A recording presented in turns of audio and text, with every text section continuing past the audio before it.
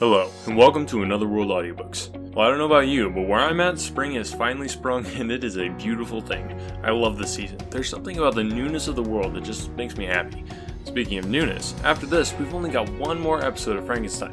How was that for a seamless transition? What did you guys think of this book? I'd love to hear from you. Shoot me a tweet at GreenwoodTales on Twitter.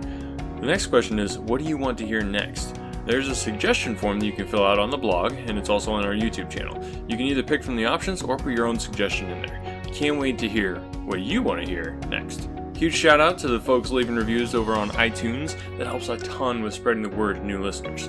From JSMS11199999, he said, "This is a great way to hear classic books you might not get around to reading otherwise." So thank you so much for that. If you want a shout out on the show, leave a review there on iTunes, and remember to spread the word to your friends and enemies. Check out all the ways you can support the show on anotherworldaudiobooks.wordpress.com. But now, without further ado, I give you Frankenstein. Chapter 21. I was soon introduced into the presence of the magistrate, an old, benevolent man with calm and mild manners. He looked upon me, however, with some degree of severity, and then, turning towards my conductors, he asked who appeared as witnesses on this occasion. About half a dozen men came forward, and one being selected by the magistrate, he deposed that he had been out fishing the night before with his son and brother-in-law, Daniel Nugent, when, about 10 o'clock, they observed a strong northerly blast rising, and they accordingly put in for port. It was a very dark night, and as the moon had not yet risen, they did not land at the harbour, but as they had been accustomed, at a creek about 2 miles below. He walked on first, carrying a part of the fishing tackle, and his companions followed him at some distance. As he was proceeding along the sands, he struck his foot against something and fell at his length on the ground. His companions came up to assist him, and by the light of their lantern they found that he had fallen on the body of a man, who was, to all appearance, dead. Their first supposition was that it was the corpse of some person who had been drowned, and was thrown on shore by the waves. But on examination they found that the clothes were not wet, and even that the body was not then cold. They instantly carried it to the cottage of an old woman near the spot, and endeavoured, but in vain, to restore it to life. It appeared to be a handsome young man, about 25 years of age. He had apparently been strangled, for there was no sign of any violence except the black mark of fingers on his neck. The first part of this deposition did not in the least interest me, but when the mark of the fingers was mentioned, I remembered the murder of my brother, and felt myself extremely agitated. My limbs trembled, and a mist came over my eyes, which obliged me to lean on a chair for support. The magistrate observed me with a keen eye, and of course drew an unfavourable augury from my manner. The son confirmed his father's account, but when Daniel Nugent was called, he swore positively that just before the fall of his companion he saw a boat, with a single man in it, at a short distance from the shore, and as far as he could judge by the light of a few stars, it was the same boat in which I had just landed. A woman deposed that she lived near the beach and was standing at the door of her cottage, waiting for the return of the fishermen, about an hour before she heard of the discovery of the body, when she saw a boat with only one man in it push off from the part of the shore where the corpse was afterwards found. Another woman confirmed the account of the fishermen having brought the body into her house. It was not cold. They put it into a bed and rubbed it, and Daniel went to the town for an apothecary, but life was quite gone. Several other men were examined concerning my landing, and they agreed that, with the strong north wind that had arisen during the night, it was very probable that I had beaten about for many hours and had been obliged to return nearly to the same spot from which I had departed. Besides, they observed that it appeared that I had brought the body from another place, and it was likely that, as I did not appear to know the shore, I might have put into the harbour ignorant of the distance of the town from the place where I had deposited the corpse. Mr. Kerwin, on hearing this evidence, desired that I should be taken into the room where the body lay for interment, that it might be observed what effect the sight of it would produce upon me. This idea was probably suggested by the extreme agitation I had exhibited when the mode of the murder had been described. I was accordingly conducted by the magistrate and several other persons to the inn.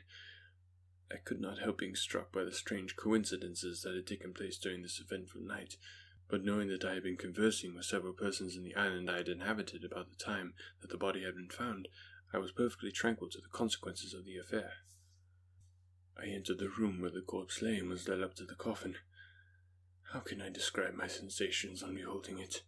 I feel yet parched with horror, nor can I reflect on that terrible moment without shuddering in agony. The examination, the presence of the magistrate and witnesses passed like a dream from my memory when I saw the lifeless form of Henry Clerval stretched before me. I gasped for breath, and throwing myself on the body, I exclaimed, "Have my murderous machinations deprived you also, my dearest Henry, of life? 2 I have already destroyed. Other victims await their destiny, but you, Clerval, my friend, my benefactor." The human frame could no longer support the agonies that I endured, and I was carried out of the room in strong convulsions. A fever succeeded to this. I lay for 2 months on the point of death. My ravings, as I afterwards heard, were frightful. I called myself the murderer of William, of Justine, and of Clerval. Sometimes I entreated my attendants to assist me in the destruction of the fiend by whom I was tormented, and at others I felt the fingers of the monster already grasping my neck, and screamed aloud with agony and terror. Fortunately, as I spoke my native language, Mr. Kerwin alone understood me, but my gestures and bitter cries were sufficient to affright the other witnesses. Why did I not die? More miserable than man ever was before, why did I not sink into forgetfulness and rest? Death snatches away many blooming children, the only hopes of their doting parents. How many brides and youthful lovers have been one day in the bloom of health and hope, and the next a prey for worms and the decay of the tomb?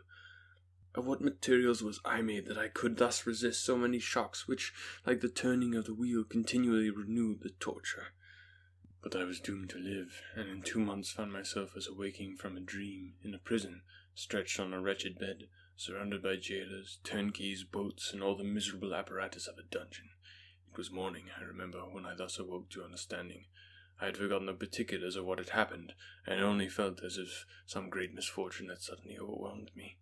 But when I looked around and saw the barred windows and the squalidness of the room in which I was, all flashed across my memory, and I groaned bitterly. The sound disturbed an old woman who was sleeping in a chair beside me. She was a hired nurse, the wife of one of the turnkeys, and her countenance expressed all those bad qualities which often characterized that class. The lines of her face were hard and rude, like that of persons accustomed to see without sympathizing in sights of misery. Her tone expressed her entire indifference. She addressed me in English, and the voice struck me as one that I had heard during my sufferings. "Are you better now, sir?" said she. I replied in the same language with a feeble voice. "I believe I am. But if it be all true, if indeed I did not dream, I am sorry that I am still alive to feel this misery and horror." "For that matter," replied the old woman, "if you mean about the gentleman you murdered, I believe that it was better for you if you were dead, for I fancy it will go hard on you. However, that's none of my business. I am sent to nurse you and get you well. I do my duty with a safe conscience. It were well if everybody did the same." I turned with loathing from the woman who could utter so unfeeling a speech to a person just saved on the very verge of death, but I felt languid and unable to reflect on all that had passed.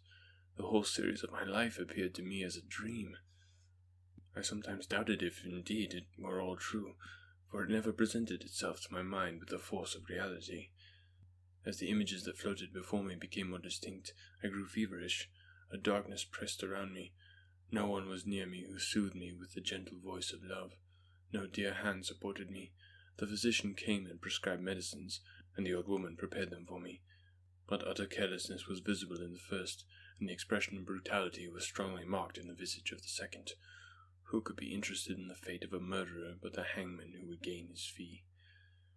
These were my first reflections, but I soon learned that Mr. Kerwin had showed me extreme kindness. He had caused the best room in the prison to be prepared for me. Wretched indeed was the best. And it was he who had provided a physician and a nurse. It is true he seldom came to see me, for although he ardently desired to relieve the sufferings of every human creature, he did not wish to be present at the agonies and miserable ravings of a murderer. He came, therefore, sometimes to see that I was not neglected, but his visits were short and with long intervals. One day, while I was gradually recovering, I was seated in a chair, my eyes half open and my cheeks livid, like those in death. I was overcome by gloom and misery, and often reflected I had better seek death than desire to remain in a world which to me was replete with wretchedness.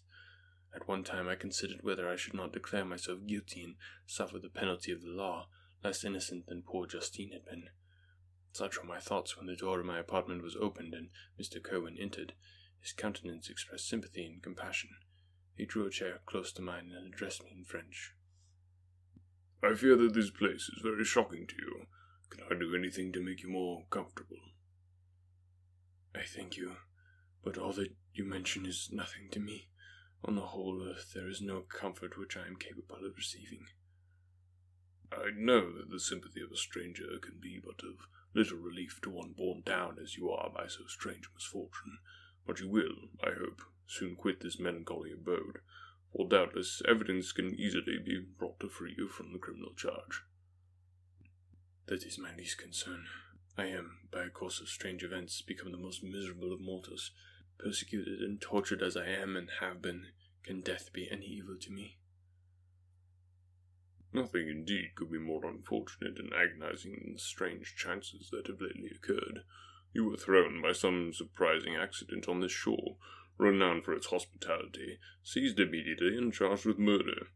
The first sight that was presented to your eyes was the body of your friend, murdered in so unaccountable a manner and placed, as it were, by some fiend across your path." As Mr. Cohen said this, notwithstanding the agitation I endured on this retrospect of my sufferings, I also felt considerable surprise at the knowledge he seemed to possess concerning me. I suppose some astonishment was exhibited in my countenance, for Mr. Cohen hastened to say, "Immediately upon you being taken ill, all the papers that were on your person were brought to me, and I examined them that I might discover some trace by which I could send to your relations an account of your misfortune and illness. I found several letters, and among others, one which I discovered from its commencement to be from your father. I instantly wrote to Geneva. Nearly 2 months have elapsed since the departure of my letter, but you are ill. Even now you tremble. You are unfit for agitation of any kind." "This suspense is 1,000 times worse than the most horrible event. Tell me what new scene of death has been acted, and whose murder I am now to lament." "Your family is perfectly well," said Mr. Cohen with gentleness, "and someone, a friend, is come to visit you." I know not by what chain of thought the idea presented itself, but it instantly darted into my mind that the murderer had come back to mock at my misery and taunt me with the death of Clerval, as new incitement for me to comply with his hellish desires. I put my hand before my eyes and cried out in agony, "Oh, take him away! I cannot see him! For God's sake, do not let him enter!" Mr. Cohen regarded me with a troubled countenance. He could not help regarding my exclamation as a presumption of my guilt, and said in rather a severe tone, "I should have thought, young man, that the presence of your father would have been welcome instead of inspiring such violent repugnance." "My father!" cried I, while every feature and every muscle was relaxed from anguish to pleasure. "Is my father indeed come? How kind, how very kind! But where is he? Why does he not hasten to me?" My manner of change surprised and pleased the magistrate. Perhaps he thought that my former exclamation was a momentary return of delirium, and now he instantly resumed his former benevolence.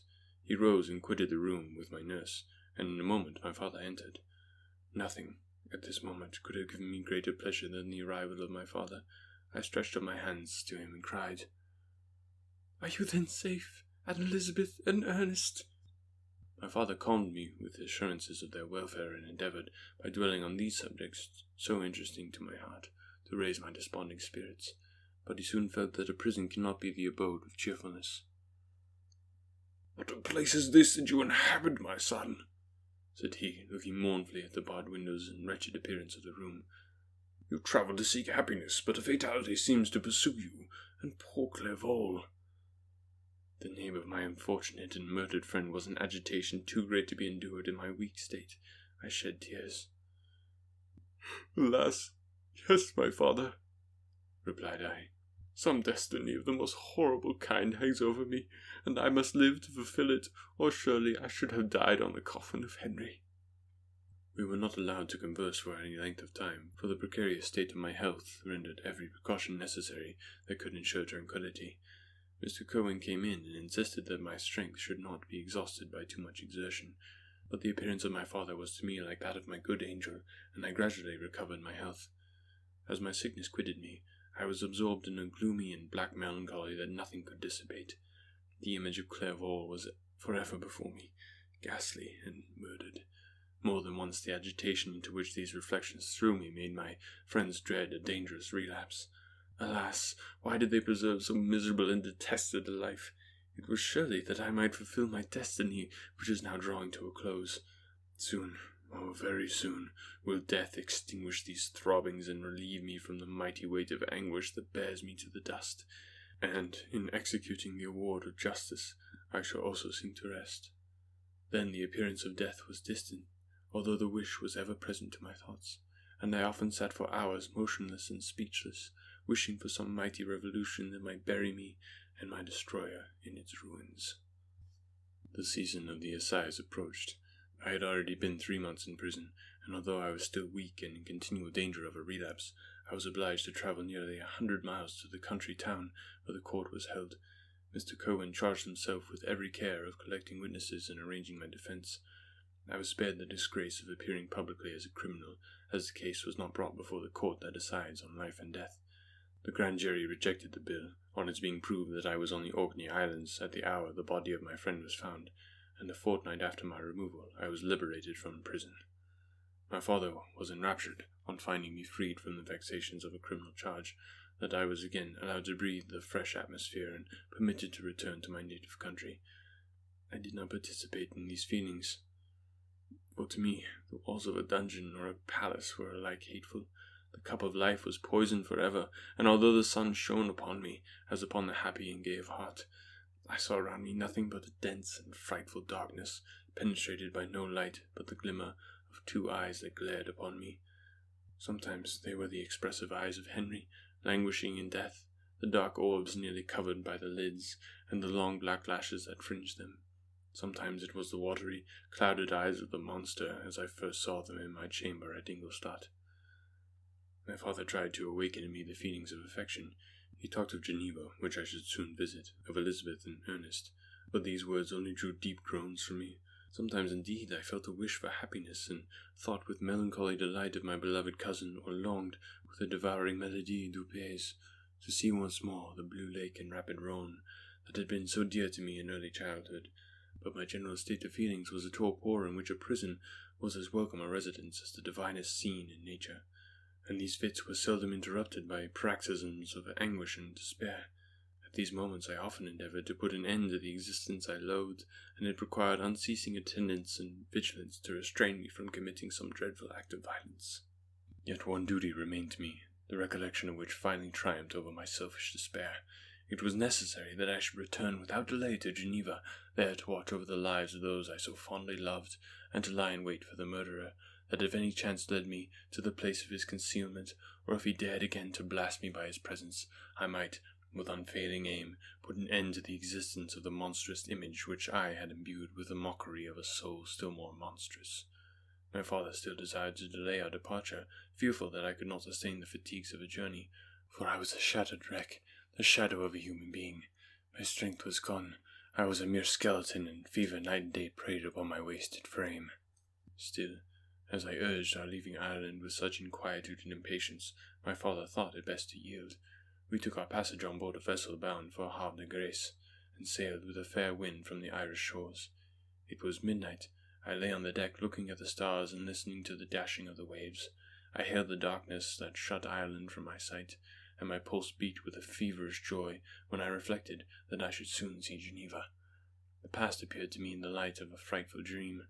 Yet the vessel in which I was, the wind that blew me from the detested shore of Ireland, and the sea which surrounded me, told me too forcibly that I was deceived by no vision, and that Clerval, my friend and dearest companion, had fallen a victim to me and the monster of my creation. I repassed in my memory my whole life, my quiet happiness while residing with my family in Geneva, the death of my mother, and my departure for Ingolstadt. I remembered, shuddering, the mad enthusiasm that hurried me on to the creation of my hideous enemy, and I called to mind the night in which he first lived. I was unable to pursue the train of thought. 1,000 feelings pressed upon me, and I wept bitterly. Ever since my recovery from the fever, I had been in the custom of taking every night a small quantity of laudanum, for it was by means of this drug only that I was enabled to gain the rest necessary for the preservation of life. Oppressed by the recollection of my various misfortunes, I now swallowed double my usual quantity and soon slept profoundly. But sleep did not afford me respite from thought and misery. My dreams presented 1,000 objects that scared me. Towards morning I was possessed by a kind of nightmare. I felt the fiend's grasp in my neck, and could not free myself from it. Groans and cries rang in my ears. My father, who was watching over me, perceiving my restlessness, awoke me. The dashing waves were around, the cloudy sky above. The fiend was not here. A sense of security, a feeling that a truce was established between the present hour and the irresistible, disastrous future, imparted to me a kind of calm forgetfulness, of which the human mind is, by its structure, peculiarly susceptible.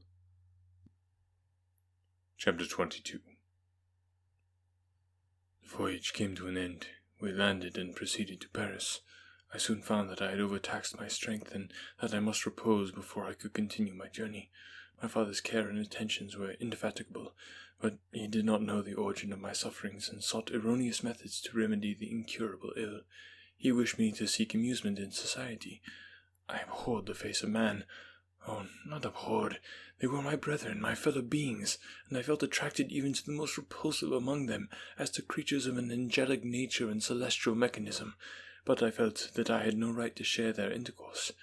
I had unchained an enemy among them, whose joy it was to shed their blood and to revel in their groans.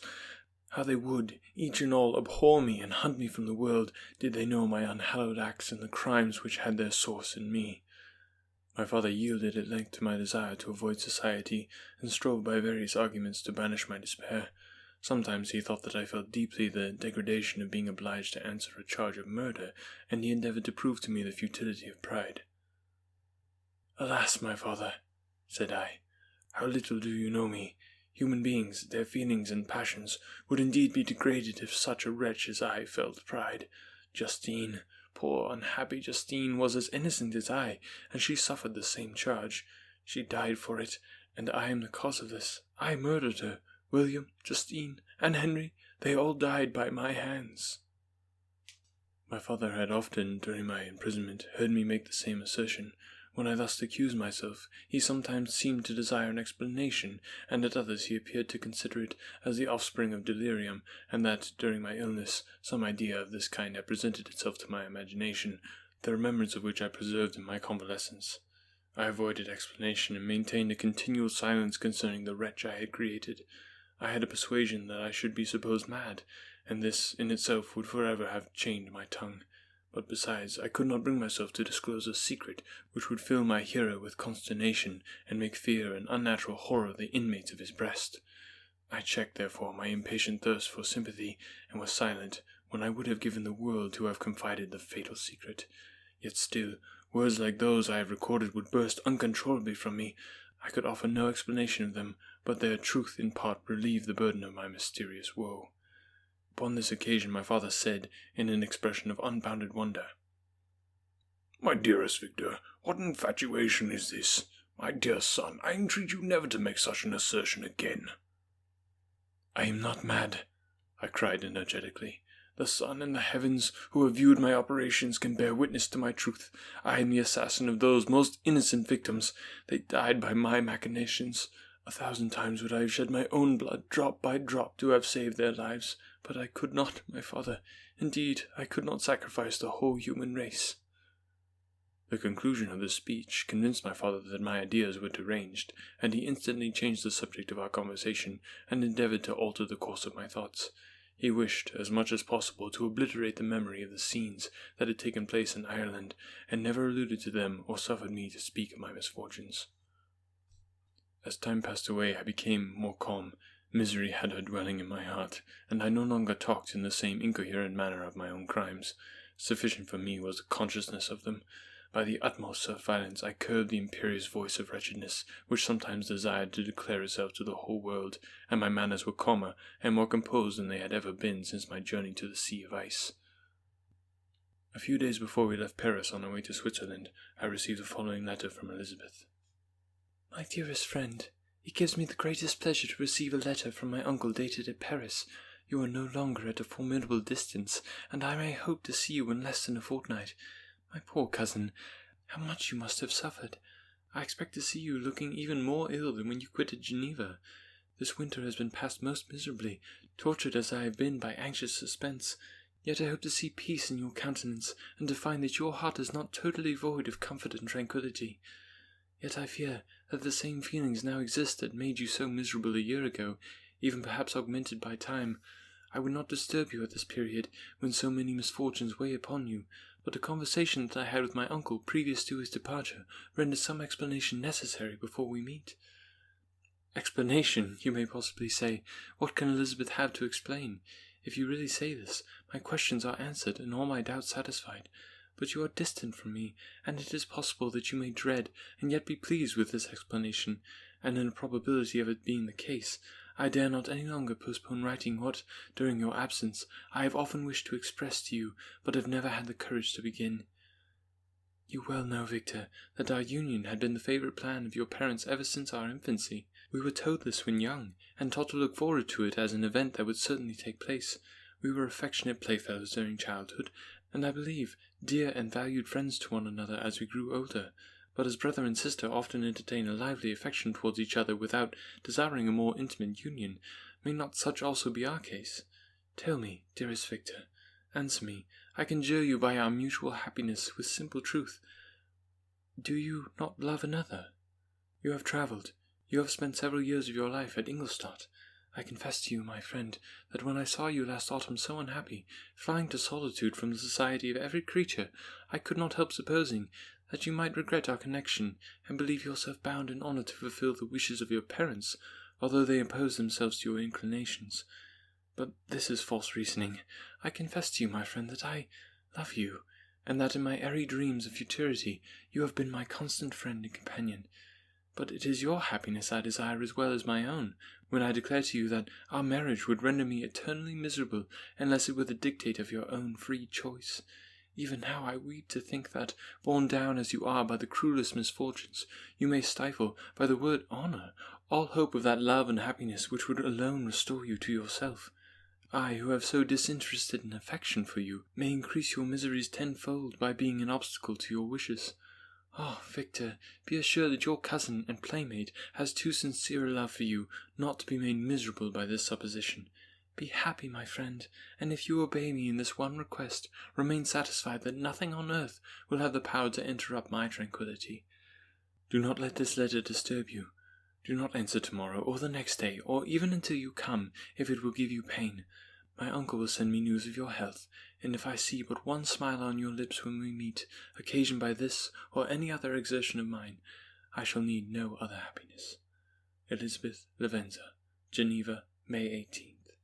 This letter revived to my memory what I had before forgotten, the threat of the fiend.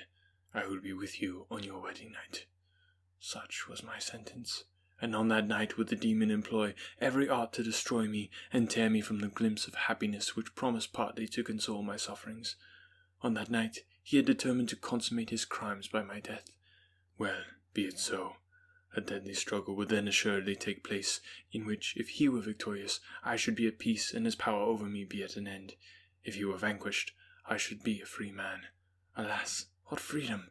Such as the peasant enjoys when his family have been massacred before his eyes, his cottage burnt, his land laid waste, and he is put adrift, homeless, penniless, and alone, but free. Such would be my liberty, except that in my Elizabeth I possessed a treasure, alas, balanced by those horrors of remorse and guilt which would pursue me until death. Sweet and beloved Elizabeth, I read and re-read her letter, and some softened feeling stole into my heart, and dared to whisper paradisical dreams of love and joy. But the apple was already eaten, and the angel's arm bared to drive me from all hope. Yet I would die to make her happy. If the monster executed his threat, death was inevitable. Yet again I considered whether my marriage would hasten my fate. My destruction might indeed arrive a few months sooner, but if my torturer should suspect that I postponed it, influenced by his menaces, he would surely find other and perhaps more dreadful means of revenge. He had vowed to be with me on my wedding night, yet he did not consider that threat as binding him to peace in the meantime, for as if to show me that he was not yet satiated with blood, he had murdered Clerval immediately after the enunciation of his threats. I resolved, therefore, that if my immediate union with my cousin would conduce either to hers or my father's happiness, my adversary's designs against my life should not retard it a single hour. In this state of mind I wrote to Elizabeth. My letter was calm and affectionate. I fear, my beloved girl, I said, little happiness remains for us on earth, yet all that I may one day enjoy is centred in you. Chase away your idle fears. To you alone do I consecrate my life and my endeavors for contentment. I have one secret, Elizabeth, a dreadful one. When revealed to you, it will chill your frame with horror, and then, far from being surprised at my misery, you will only wonder that I survived what I have endured. I will confide this tale of misery and terror to you the day after our marriage shall take place. For, my sweet cousin, there must be perfect confidence between us, but until then I conjure you, do not mention or allude to it. This I most earnestly entreat, and I know you will comply. In about a week after the arrival of Elizabeth's letter, we returned to Geneva. The sweet girl welcomed me with warm affection, yet tears were in her eyes as she beheld my emaciated frame and feverish cheeks. I saw a change in her also. She was thinner, and had lost much of that heavenly vivacity that had before charmed me, but her gentleness and soft looks of compassion made her a more fit companion for one blasted and miserable as I was. The tranquillity which I now enjoyed did not endure. Memory brought madness with it, and when I thought of what had passed, a real insanity possessed me. Sometimes I was furious and burnt with rage, sometimes low and despondent. I neither spoke nor looked at anyone, but sat motionless, bewildered by the multitude of miseries that overcame me. Elizabeth alone had the power to draw me from these fits. Her gentle voice would soothe me when transported by passion, and inspire me with human feelings when sunk in torpor. She wept with me and for me. When reason returned, she would remonstrate and endeavour to inspire me with resignation. It is well for the unfortunate to be resigned, but for the guilty there is no peace. The agonies of remorse poison the luxury there is otherwise sometimes found in indulging the excess of grief. Soon after my arrival, my father spoke of my immediate marriage with Elizabeth. I remained silent. Have you then some other attachment? None on earth. I love Elizabeth, and look forward to our union with delight. Let the day therefore be fixed, and on it I will consecrate myself, in life or death, to the happiness of my cousin. My dear Victor, do not speak thus. Heavy misfortunes have befallen us, but let us only cling closer to what remains and transfer our love for those whom we have lost to those who yet live. Our circle will be small, but bound close by the ties of affection and mutual misfortune. And when time shall have softened your despair, new and dear objects of care will be born to replace those of whom we have been so cruelly deprived. Such were the lessons of my father, but to me the remembrance of the threat returned. Nor can you wonder that, omnipotent as the fiend had been in his deeds of blood, I should almost regard him as invincible, and that when he had pronounced the words, "I shall be with you on your wedding night," I should regard the threatened fate as unavoidable. But death was no evil to me if the loss of Elizabeth were balanced with it, and I therefore, in a contented and even cheerful countenance, agreed with my father that if my cousin would consent, the ceremony should take place in 10 days, and thus put, as I imagined, the seal of my fate. Great God, if for one instant I had thought what might be the hellish intention of my fiendish adversary, I would rather have banished myself forever from my native country, and wandered a friendless outcast over the earth, than have consented to this miserable marriage. But, as if possessed by magic powers, the monster had blinded me to his real intentions, and when I thought that I had prepared only my own death, I hastened that of a far dearer victim. As the period fixed for our marriage drew nearer, whether from cowardice or prophetic feeling, I felt my heart sink within me, but I concealed my feelings by an appearance of hilarity that brought smiles and joy to the countenance of my father, but hardly deceived the ever-watchful and nicer eye of Elizabeth. She looked forward to our union with placid contentment, not unmingled with a little fear, which past misfortunes had impressed, that what now appeared certain and tangible happiness might soon dissipate into an airy dream and leave no trace but deep and everlasting regret. Preparations were made for the event. Congratulatory visits were received, and all wore a smiling appearance. I shut up as well as I could in my own heart the anxiety that preyed there, and entered with seeming earnestness into the plans of my father, although they might only serve as the decorations of my tragedy. Through my father's exertions, a part of the inheritance of Elizabeth had been restored to her by the Austrian government. A small possession on the shores of the Como belonged to her. It was agreed that, immediately after our union, we should proceed to Villa Lavenza, and spend our first days of happiness beside the beautiful lake near which it stood. In the meantime, I took every precaution to defend my person in case the fiend should openly attack me. I carried pistols and a dagger constantly about me, and was ever on the watch to prevent artifice, and by these means gained a degree of tranquillity.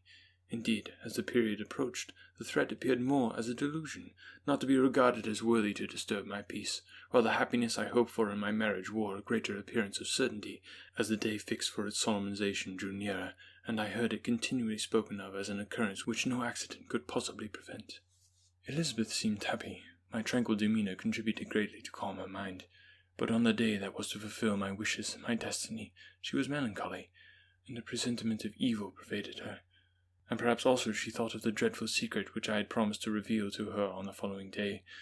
My father was in the meantime overjoyed, and, in the bustle of preparation, only recognized in the melancholy of his niece the diffidence of a bride. After the ceremony was performed, a large party assembled at my father's, but it was agreed that Elizabeth and I should commence our journey by water, sleeping that night at Evian, and continuing our voyage on the following day. The day was fair, the wind favourable, all smiled on our nuptial embarkation. Those were the last moments of my life during which I enjoyed the feeling of happiness. We passed rapidly along. The sun was hot, but we were sheltered from its rays by a kind of canopy while we enjoyed the beauty of the scene, sometimes on one side of the lake, where we saw Mont Salavis, the pleasant banks of Montalegre, and at a distance, surmounting it all, the beautiful Mont Blanc, and the assemblage of snowy mountains that in vain endeavoured to emulate her. Sometimes coasting the opposite banks, we saw the mighty Jura, opposing its dark side to the ambition which would quit its native country, and an almost insurmountable barrier to the invader who should wish to enslave it.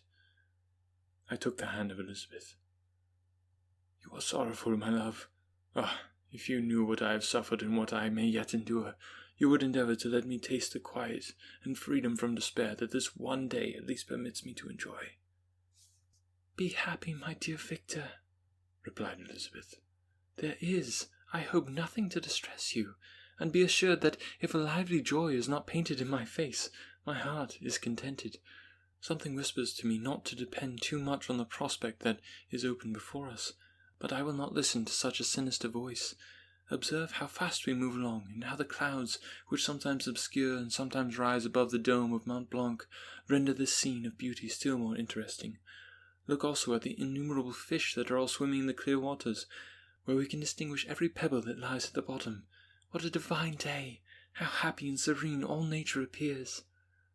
Thus Elizabeth endeavoured to divert her thoughts and mind from all reflection upon melancholy subjects, but her temper was fluctuating. Joy, for a few instants, shone in her eyes, but it continually gave place to distraction and reverie. The sun sank lower in the heavens. We passed the river Drance, and observed its path through the chasms of the higher and the glens of the lower hills. The Alps here come closer to the lake, and we approached the amphitheatre of mountains which form its eastern boundary. The spire of Evian shone under the woods that surrounded it, and the range of mountain above mountain by which it was overhung. The wind, which had hitherto carried us along with amazing rapidity, sank at sunset to a light breeze. The soft air just ruffled the waters and caused a pleasant motion among the trees as we approached the shore, from which it wafted the most delightful scent of flowers and hay. The sun sank beneath the horizon as we landed, and as I touched the shore, I felt those cares and fears revive which soon were to clasp me and cling to me forever.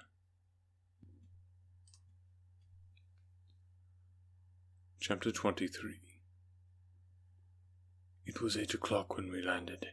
We walked for a short time on the shore, enjoying the transitory light, and then retired to the inn and contemplated the lovely scene of waters, woods, and mountains, obscured in darkness, yet still displaying their black outlines. The wind, which had fallen in the south, now rose with great violence in the west. The moon had reached her summit in the heavens and was beginning to descend. The clouds swept across it swifter than the flight of the vulture and dimmed her rays, while the lake reflected the scene of the busy heavens, rendered still busier by the restless waves that were beginning to rise. Suddenly, a heavy storm of rain descended. I had been calm during the day, but so soon as night obscured the shapes of objects, 1,000 fears arose in my mind. I was anxious and watchful, while my right hand grasped a pistol which was hidden in my bosom. Every sound terrified me, but I resolved that I would sell my life dearly, and not shrink from the conflict until my own life or that of my adversary was extinguished. Elizabeth observed my agitation for some time in timid and fearful silence, but there was something in my glance which communicated terror to her, and trembling, she asked, "What is it that agitates you, my dear Victor? What is it you fear?" "Oh, Peace, peace, my love, I replied. This night and all will be safe, but this night is dreadful, very dreadful. I passed an hour in this state of mind, when suddenly I reflected how fearful the combat which I momentarily expected would be to my wife, and I earnestly entreated her to retire, resolving not to join her until I had obtained some knowledge as to the situation of my enemy. She left me, and I continued some time walking up and down the passages of the house, and inspecting every corner that might afford a retreat to my adversary, but I discovered no trace of him, and was beginning to conjecture that some fortunate chance had intervened to prevent the execution of his menaces, when suddenly I heard a shrill and dreadful scream. It came from the room into which Elizabeth had retired. As I heard it, the whole truth rushed into my mind. My arms dropped, the motion of every muscle and fibre was suspended. I could feel the blood trickling in my veins and tingling in the extremities of my limbs. This state lasted but for an instant. The scream was repeated, and I rushed into the room. Great God, why did I not then expire? Why am I here to relate the destruction of the best hope and the purest creature on earth? She was there, lifeless and inanimate, thrown across the bed, her head hanging down and her pale and distorted features half covered by her hair. Everywhere I turn I see the same figure, her bloodless arms and relaxed form flung by the murderer on its bridal bier. Could I behold this and live? Alas, life is obstinate and clings closest where it is most hated. For a moment only did I lose recollection. I fell senseless on the ground. When I recovered, I found myself surrounded by the people at the inn. Their countenances expressed a breathless terror, but the horror of others appeared only as a mockery, a shadow of the feelings that oppressed me. I escaped from them to the room where lay the body of Elizabeth, my love, my wife, so lately living, so dear, so worthy. She had been moved from the posture in which I had first beheld her, and now, as she lay, her head upon her arm and a handkerchief thrown across her face and neck, I might have supposed her asleep. I rushed towards her and embraced her with ardour, but the deadly languor and coldness of the limbs told me that what I now beheld in my arms had ceased to be the Elizabeth whom I had loved and cherished. The murderous mark of the fiend's grasp was on her neck, and the breath had ceased to issue from her lips. While I still hung over her in the agony of despair, I happened to look up. The windows of the room had before been darkened, and I felt a kind of panic on seeing the pale yellow light of the moon illuminate the chamber. The shutters had been thrown back, and with a sensation of horror not to be described, I saw at the open window a figure the most hideous and abhorred. A grin was on the face of the monster. He seemed to jeer, as with his fiendish finger he pointed towards the corpse of my wife. I rushed towards the window, and drawing a pistol from my bosom, fired, but he eluded me, leaped from his station, and running with the swiftness of lightning, plunged into the lake. The report of the pistol brought the crowd into the room. I pointed to the spot where he had disappeared, and we followed the track with boats. Nets were cast, but in vain. After passing several hours, we returned hopeless, most of my companions believing it to have been a form conjured up by my fancy. After having landed, they proceeded to search the country, parties going in different directions among the woods and vines. I attempted to accompany them and proceeded a short distance from the house, but my head whirled round. My steps were like those of a drunken man. I fell at last in a state of utter exhaustion. A film covered my eyes, and my skin was parched with the heat of fever. In this state I was carried back and placed on a bed, hardly conscious of what had happened. My eyes wandered round the room as if to seek something that I had lost. After an interval I arose, and as if by instinct crawled into the room where the corpse of my beloved lay. There were women weeping around. I hung over it and joined my sad tears to theirs. All this time no distinct idea presented itself to my mind, but my thoughts rambled to various subjects, reflecting confusedly on my misfortunes and their cause. I was bewildered in a cloud of wonder and horror. The death of William, the execution of Justine, the murder of Clerval, and lastly, of my wife. Even at that moment I knew not that my only remaining friends were safe from the malignity of the fiend. My father even now might be writhing under his grasp, and Ernest might be dead at his feet. This idea made me shudder, and recalled me to action. I started up and resolved to return to Geneva with all possible speed. There were no horses to be procured, and I must return by the lake, but the wind was unfavourable, and the rain fell in torrents. However, it was hardly morning, and I might reasonably hope to arrive by night. I hired men to row, and took an oar myself, for I had always experienced relief from mental torment in bodily exercise. But the overflowing misery I now felt, and the excess of agitation that I endured, rendered me incapable of any exertion. I threw down the oar, and leaning my head upon my hands, gave way to every gloomy idea that arose.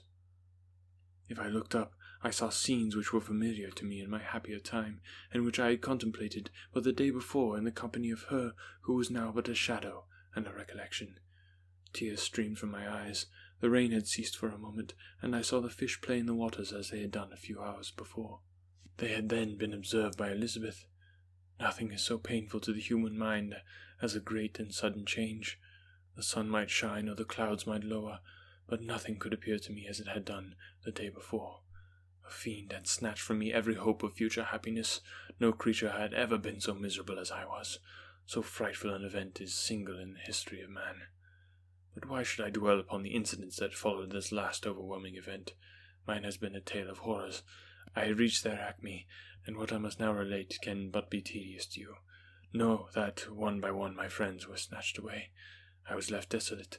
My own strength is exhausted, and I must tell in a few words what remains of my hideous narration. I arrived at Geneva. My father and Ernest yet lived, but the former sunk under the tidings that I bore. I see him now, excellent and venerable old man. His eyes wandered in vacancy, for they had lost their charm and their delight. His Elizabeth, his more than daughter, whom he doted on with all that affection which a man feels, who in the decline of life, having few affections, clings more earnestly to those that remain. Cursed be the fiend that brought misery on his grey hairs, and doomed him to waste his wretchedness. He could not live under the horrors that were accumulated around him. The springs of existence suddenly gave way. He was unable to rise from his bed, and in a few days he died in my arms. What then became of me? I know not. I lost sensation, and chains and darkness were the only objects that pressed upon me. Sometimes, indeed, I dreamt that I wandered in flowery meadows and pleasant vales with the friends of my youth, but I awoke and found myself in a dungeon. Melancholy followed, but by degrees I gained a clear conception of my miseries and situation, and was then released from my prison. For they had called me mad, and during many months, as I understood, a solitary cell had been my habitation. Liberty, however, had been a useless gift to me. Had I not, as I awakened to reason, at the same time awakened to revenge? As the memory of past misfortunes pressed upon me, I began to reflect on their cause, the monster whom I had created, the miserable demon whom I had sent abroad into the world for my destruction. I was possessed by a maddening rage when I thought of him, and I desired and ardently prayed that I might have him within my grasp to wreak a great and signal revenge on his cursed head. Nor did my hate long confine itself to useless wishes.